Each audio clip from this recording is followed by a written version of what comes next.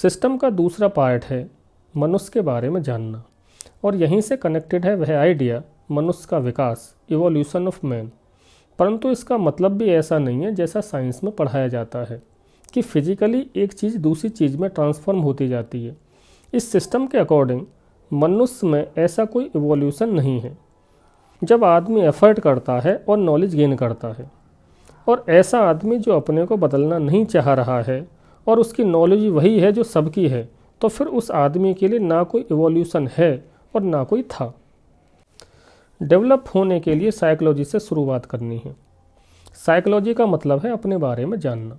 जिस तरह साइंस की स्टडी करते हैं उस तरीके से स्वयं की स्टडी नहीं कर सकते। हमारे पास कोई मेथड भी नहीं है जिससे हम अपनी स्टडी कर पाएँ। तो फिर क्या करना है? सबसे पहले अपने बारे में जो रॉन्ग आइडियाज़ हैं उनसे छुटकारा पाया जाए, तभी हमें अपनी स्टडी करने का मेथड मिलेगा।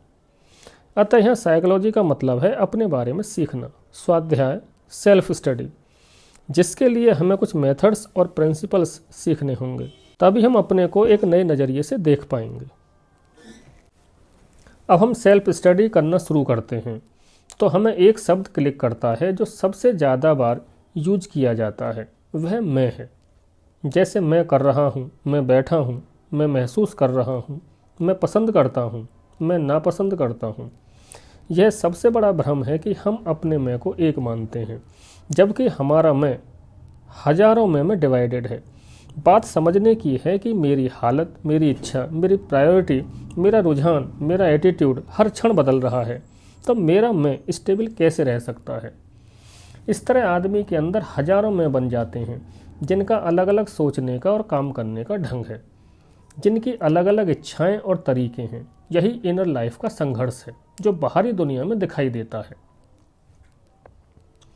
मनुष्य जो संघर्ष और परेशानी जीवन में झेलता है वह बाहर नहीं, उसकी आंतरिक परेशानियां हैं। क्योंकि वह अपने बारे में नहीं जानता, इसलिए वह परेशानी उसे बाहरी संसार में दिखाई देती है। यही इल्यूजन है।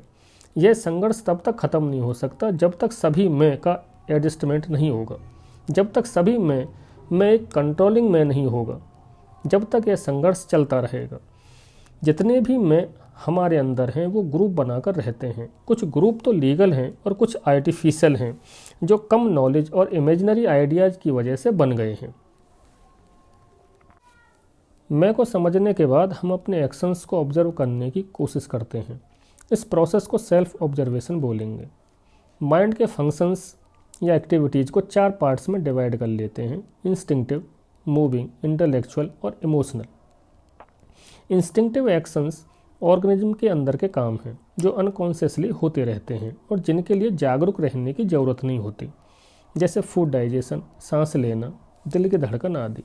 इन क्रियाओं के साथ सेंस ऑर्गन्स भी जुड़े हैं: देखना, सुनना, सूंघना, स्वाद लेना, सर्दी गर्मी का एहसास और भी ऐसी चीज़ें। ये अनकॉन्शियसली ऑटोमेटिक बिना जाने होती रहती हैं। इसके साथ साथ ऑर्गेनिज्म के बाहर के काम, सिंपल रिफ्लेक्सेज भी इंस्टिंक्टिव सब माइंड से जुड़े होते हैं। जो एक्शंस प्राणी ने जन्म के बाद सीखे होते हैं वो मूविंग एक्शंस हैं, जैसे बोलना, लिखना, चलना, ड्राइविंग करना एट्सेट्रा। मूविंग एक्शंस में कुछ भी छिपा हुआ नहीं है कि हम कैसे बोलते हैं और कैसे ड्राइव करते हैं, परंतु एक बार सीखने के बाद ये काम भी बिना सोचे समझे उसी तरीके से होते रहते हैं। इंस्टिंक्टिव एक्शंस के काम कैसे चलते हैं, जैसे डाइजेशन ऑफ फूड, ये कैसे होता है हमें नहीं पता, परंतु मूविंग एक्शंस के काम की हमको पूरी जानकारी होती है।